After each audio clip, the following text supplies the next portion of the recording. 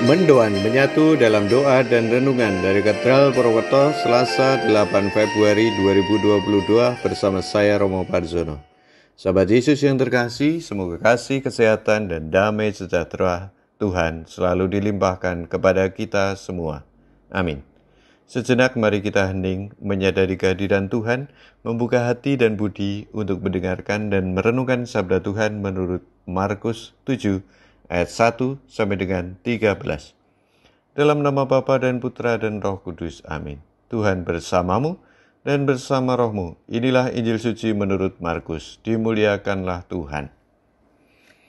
Pada suatu hari segerombolan orang Farisi dan beberapa ahli Taurat dari Yerusalem datang menemui Yesus.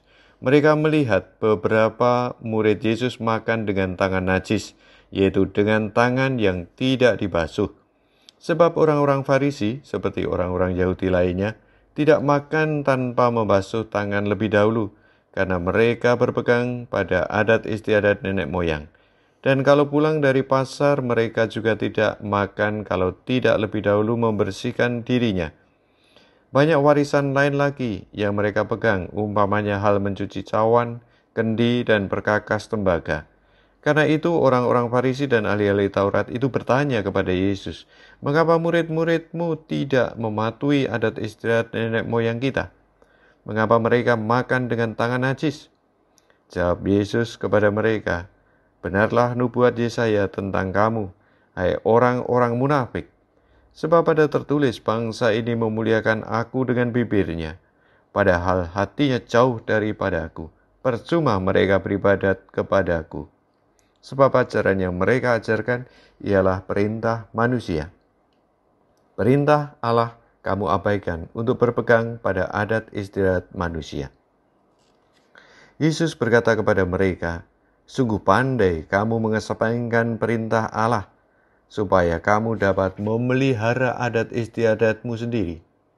Karena Musa telah berkata, hormatilah ayah dan ibumu, dan siapa yang mengutuki ayahnya atau ibunya harus mati.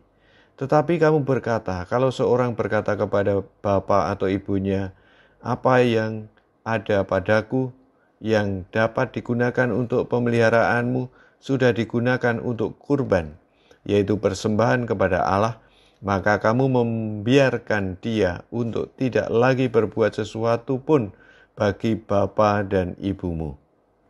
Dengan demikian, sabda Allah kamu nyatakan tidak berlaku demi adat istiadat yang kamu ikuti itu.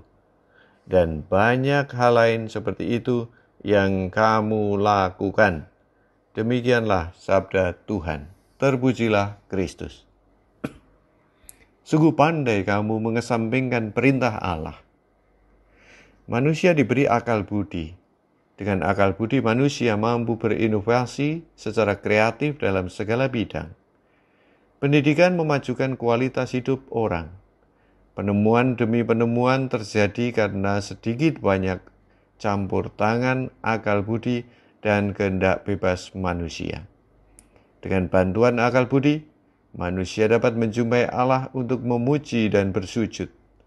Namun dengan akal budi yang sama, manusia bisa berbuat licik dan jahat.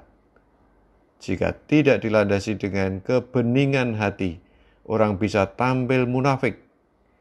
Apa yang terlihat baik tidak sesuai dengan situasi batinnya yang jahat.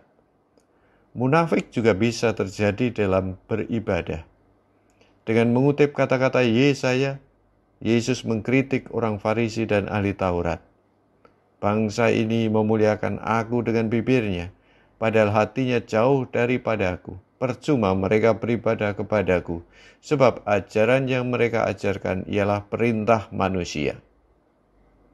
Mari kita gunakan akal budi dengan landasan hati nurani yang baik dan murni, agar ibadah kita makin berkenan pada Tuhan dan berguna bagi kesejahteraan bersama. Marilah berdoa. Ya Allah, kami bersyukur atas karunia akal budi yang ada pada kami. Semoga kami selalu berpikir yang lurus dan berbuat yang berkenan kepadamu.